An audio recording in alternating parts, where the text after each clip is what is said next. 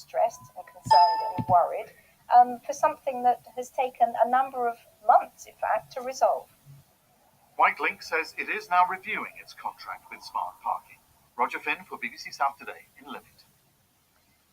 Well, we contacted Smart Parking for a response to those complaints, but despite repeated efforts to contact them, we haven't yet received their reply to our request. So where do you stand if you believe you've received an unfair ticket from a private parking operator? Earlier I spoke to Isha Mahindra from a consumer website and asked if they are legally enforceable.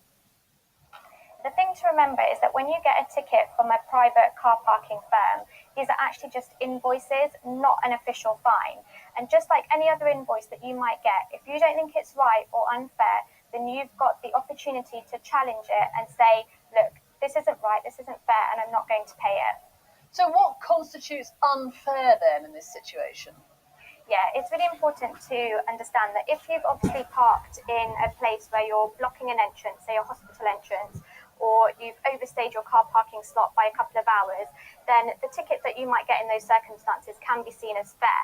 An unfair ticket may be where maybe the signage was unclear, the font was very small on any signage, the signage was hidden by trees, or the lines are faded on the ground, anything like that, that you didn't see anything that suggested that you had to pay for the parking or the amount of time that you could stay there, that could be seen as unfair.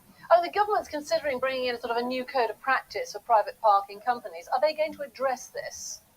Well, at the moment, there are 2 trade bodies set up that car parking firms can subscribe to if they want to. It is voluntary, so not every parking firm has to sign up to that.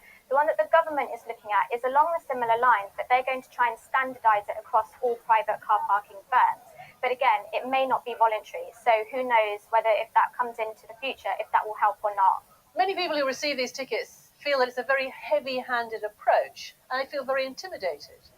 Yeah, absolutely. When you get these tickets through in the post, they often use really scary language. And often if you do go through the appeals process, they'll maybe send over debt collectors saying that you owe this amount. And it is very scary and intimidating. And often people don't know where they can go to get help. It's not very clear.